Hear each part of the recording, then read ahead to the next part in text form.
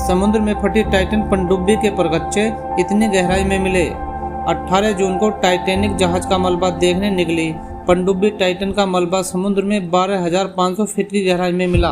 हादसे के बाद पहली बार पनडुब्बी के मलबे को देखा गया, जिसकी कुछ भयानक तस्वीरें भी सामने आई। बीते दिनों समुद्र में डूबे टाइटैनिक जहाज का मलबा देखने निकले टाइटन पनडुब्बी में सवार सभी 5 लोगों की मौत हो गई थी। तलाशी अभियान का नेतृत्व कर रहे यूएस कोस्ट गार्ड के मुताबिक भारी दबाव के कारण टाइटन जबरदस्त विस्फोट का शिकार हो गई, जिससे सभी लोगों की मौत हो गई। 18 जून को सफर पर निकली पनडुब्बी का मलबा समुद्र में 12,500 फीट की गहराई में मिला।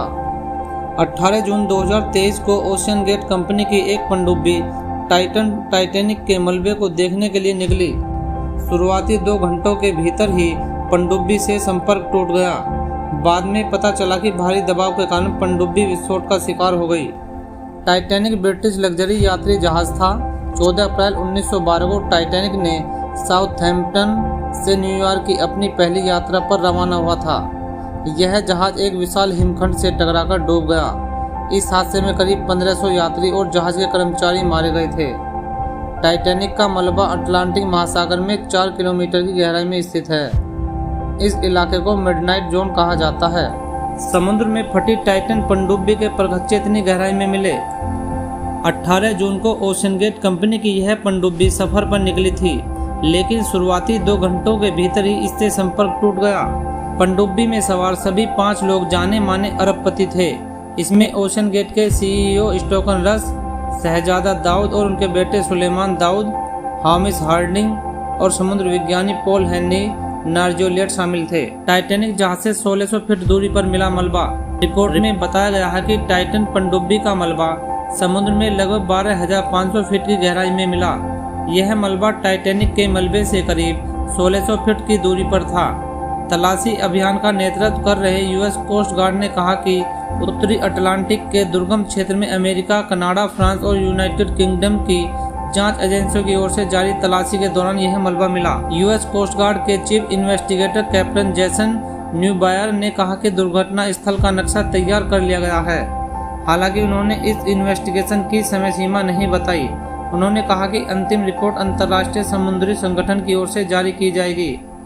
उन्होंने कहा, मेरा पहला लक्ष्य यह है कि दुनिया भर में समुद्री क्षेत्र की सुरक्षा को बेहतर करने के लिए जरूरी सिफारिशें की जाएं, जिससे इस तरह की घटनाओं को रोका जा सके। कैसे खोजा गया टाइटन पनडुब्बी का मलबा? टाइटन पनडुब्बी की मलबे की खोज कनाडाई जहाज होराइजन आर्कटिक की मदद से की गई।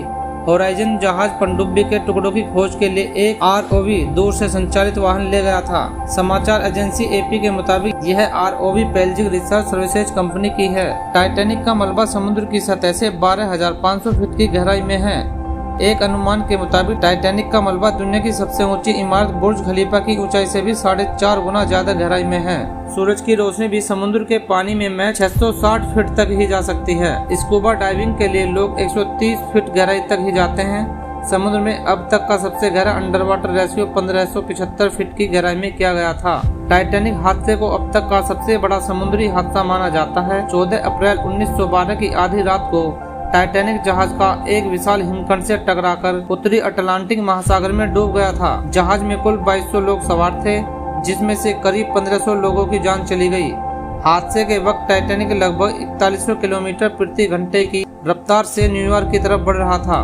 लगभग 15 लाख ब्रिटिश पाउंड की लागत से हॉलैंड एंड वुल्फ कंपनी ने टाइटैनिक को लगभग 3 साल में बनाया था। कंपनी ने दावा किया था कि जहाज का डिजाइन इस तरह से बनाया गया है कि यह कभी नहीं डूब सकता, लेकिन अपनी पहली यात्रा में ही टाइटैनिक डूब गया था। देश विदेश की खबरों से जुड़े रहने के लिए हमारे चैनल को लाइक करें, सब्सक्राइब करें और कमेंट्स करें।